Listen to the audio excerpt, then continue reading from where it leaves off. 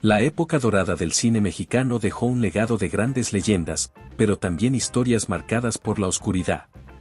La influencia de los sindicatos, las decisiones del gobierno y los vínculos con el crimen organizado crearon un ambiente de presión para muchos actores y actrices, algunos de los cuales pagaron el precio más alto. ¿Cuántos secretos se llevaron consigo estas estrellas al final? A continuación te compartimos 7 de las historias más escalofriantes de figuras que fueron víctimas de la mafia y la corrupción en el cine de oro. Quédate hasta el final porque la número 6 te sorprenderá. Iniciamos con la primera. 1. Mario Moreno Cantinflas es reconocido mundialmente por su humor y su astuto manejo del lenguaje que cautivó a millones de personas. Sin embargo, detrás de su sonrisa y sus divertidas interpretaciones se encontraba un hombre que también enfrentó desafíos con el poder. Cantinflas sabía la influencia que tenía y, aunque siempre se mantuvo alejado de la política pública, no pudo escapar de las presiones de la época. Se dice que debido a su popularidad, fue cortejado por varios políticos que deseaban utilizar su imagen para ganar simpatía entre el pueblo.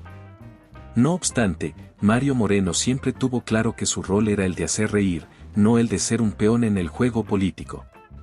A pesar de sus intentos por mantenerse al margen, su vida personal fue objeto de escrutinio y rumores.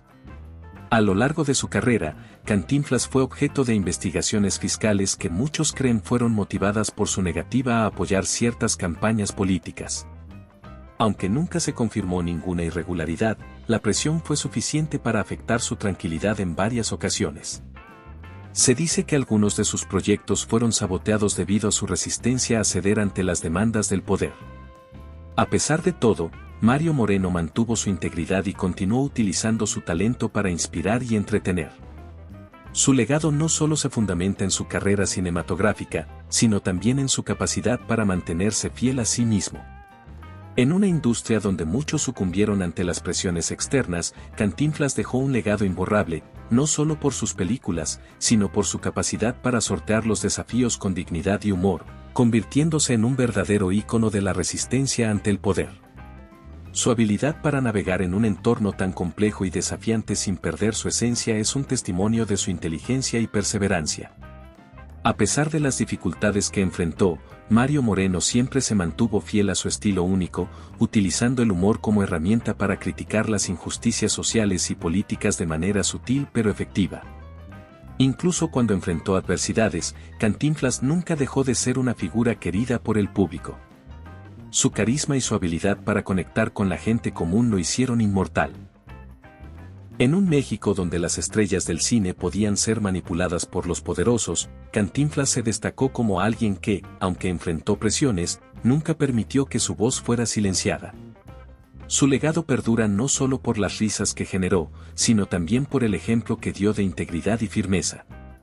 Mario Moreno Cantinflas sigue siendo un símbolo de resistencia, demostrando que a veces el poder del humor puede ser más fuerte que cualquier influencia política.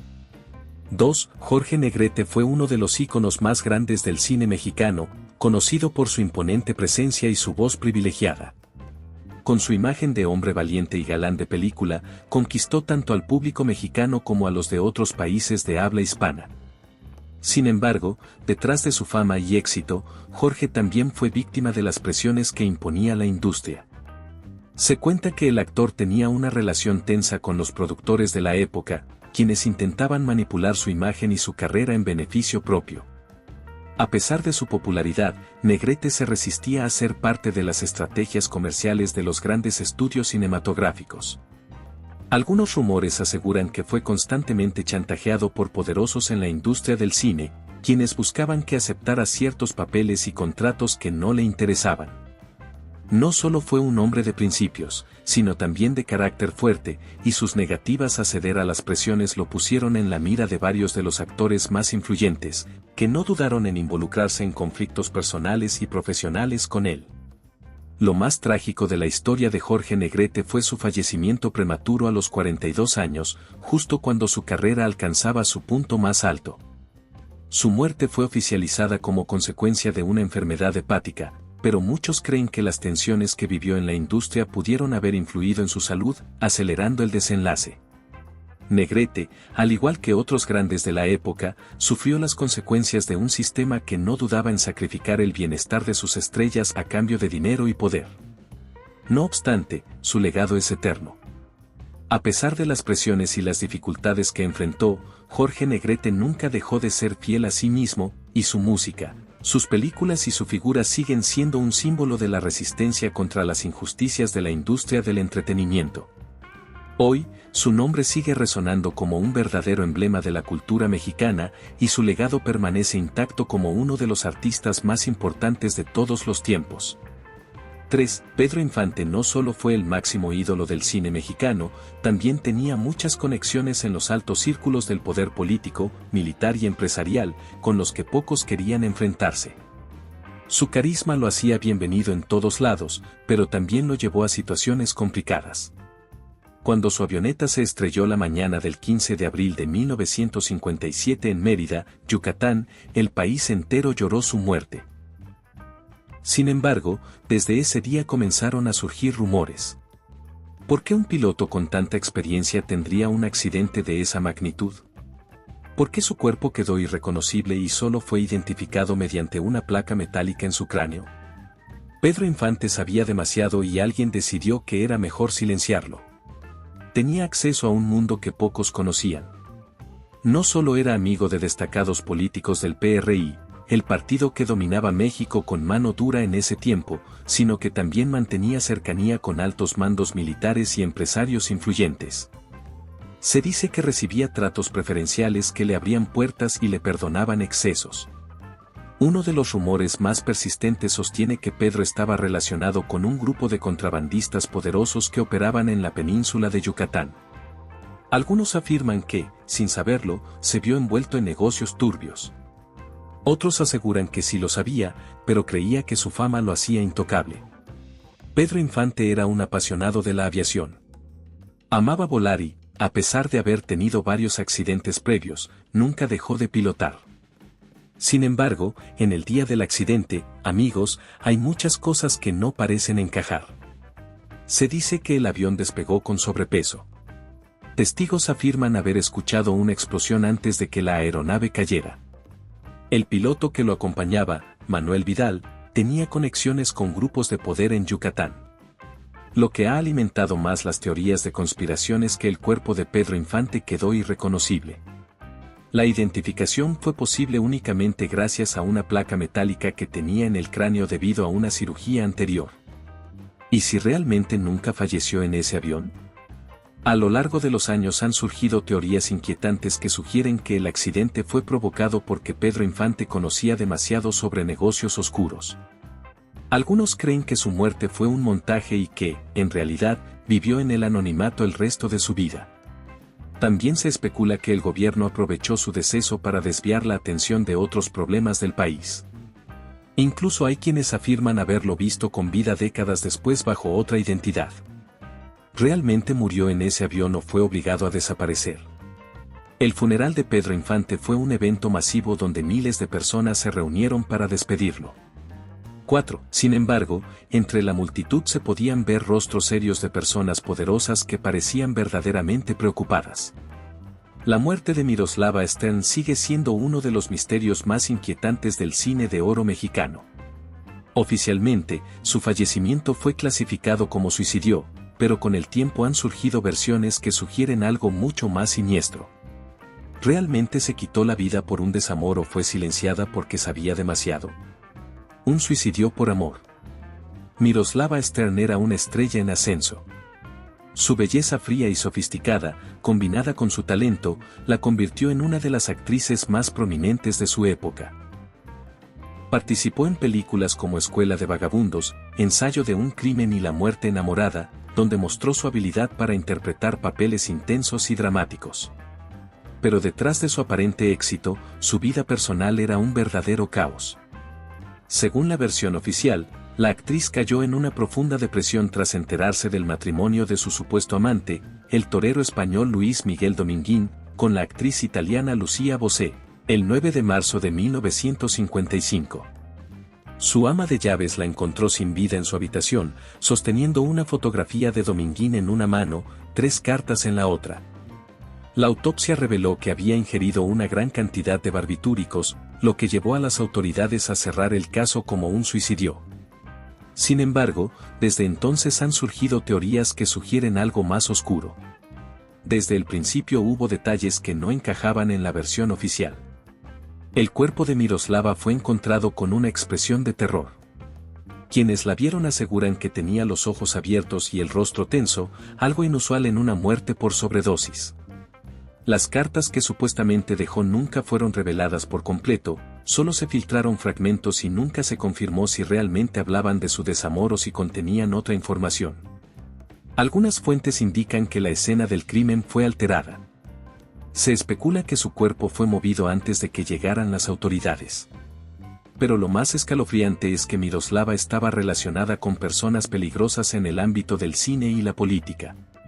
Miroslava no solo era una actriz, sino también parte de la alta sociedad, manteniendo contactos con figuras influyentes.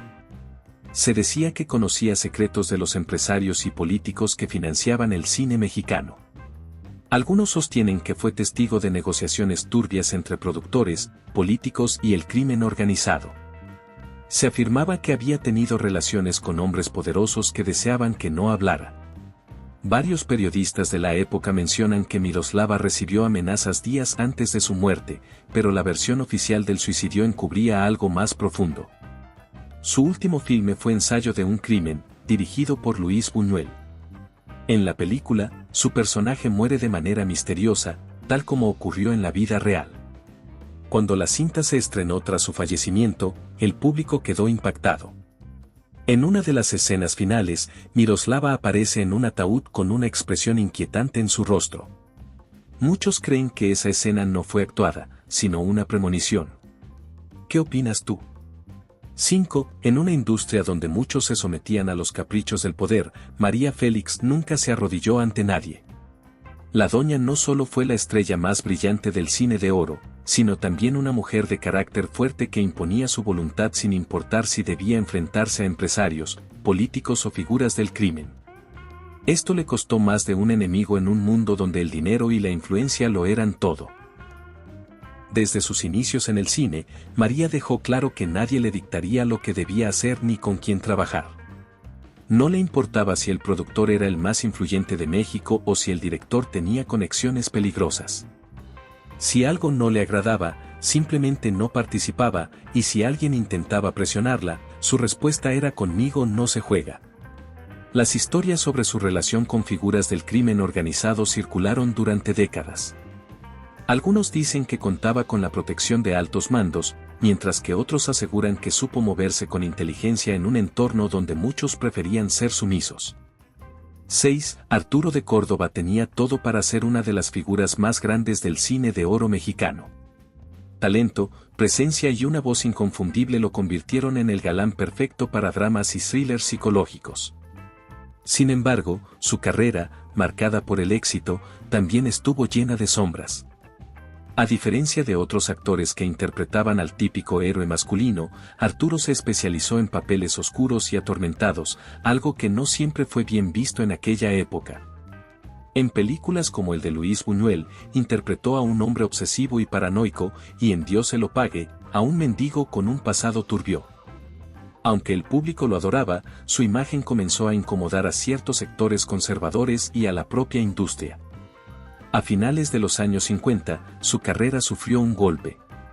Algunas de sus películas fueron mal recibidas por la censura debido a sus temáticas provocadoras y su postura crítica sobre la sociedad mexicana de la época. En un país donde la moral católica dominaba el cine y los medios, sus personajes, demasiado complejos y turbios, no encajaban del todo. Se dice que, en una ocasión, cuando intentaba conseguir un papel en una producción importante, alguien en la industria intervino para evitar que lo contrataran. Se hablaba de que algunos ejecutivos de cine lo consideraban un peligro para la imagen del cine nacional, mientras que otros apuntaban que su vida personal tampoco ayudaba. Uno de los rumores más persistentes sobre Arturo de Córdoba es que su relación con la actriz Marga López fue un factor que lo alejó del cine. Aunque él ya estaba casado, su romance con Marga se hizo público y escandalizó a la sociedad de la época. La Iglesia y sectores conservadores presionaron a la industria, y aunque Marga López continuó su carrera con éxito, Arturo comenzó a ser marginado de los proyectos más relevantes. Con el tiempo, los papeles dejaron de llegar. La censura, los bloqueos y su imagen de hombre inmoral lo empujaron fuera de los reflectores. A finales de la década de 1960, prácticamente había desaparecido del cine. Pasó sus últimos años alejado del medio, con problemas de salud y sin el reconocimiento que merecía. Murió en 1973, dejando tras de sí una de las carreras más impactantes y trágicas del cine de oro mexicano. ¿Fue víctima de su propio éxito, de sus escándalos o de una industria que no lo perdonó? 7. En el cine de oro mexicano, ser una mujer hermosa y talentosa era un arma de doble filo, y Lilia Prado lo sabía bien. Su sensualidad la convirtió en un ícono de la época, pero también en el objeto de deseo de políticos, empresarios y personajes poderosos que querían convertirla en algo más que una estrella de cine. Desde su debut, Lilia Prado destacó por su figura escultural y su personalidad magnética. No solo era una cara bonita, sino una actriz con carisma y presencia en la pantalla.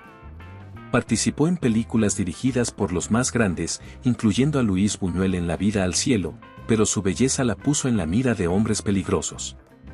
Se dice que en varias ocasiones, altos mandos del gobierno y empresarios intentaron convertirla en su protegida. Algunos le ofrecieron contratos exclusivos, autos de lujo, viajes y joyas con la condición de que se convirtiera en su amante. Sin embargo, Lilia no estaba dispuesta a venderse. Una de las historias más aterradoras ocurrió a finales de los 50. Según fuentes cercanas, intentaron secuestrarla en plena calle cuando salía de un evento. Un auto negro sin placas la interceptó, pero logró escapar gracias a que un grupo de fans la reconoció y corrió hacia ella. Después de ese episodio, comenzó a recibir llamadas amenazantes y advertencias de que era mejor no rechazar ciertas propuestas. Lilia Prado comprendió que la única manera de sobrevivir en la industria sin caer en las garras del poder era ser extremadamente cautelosa.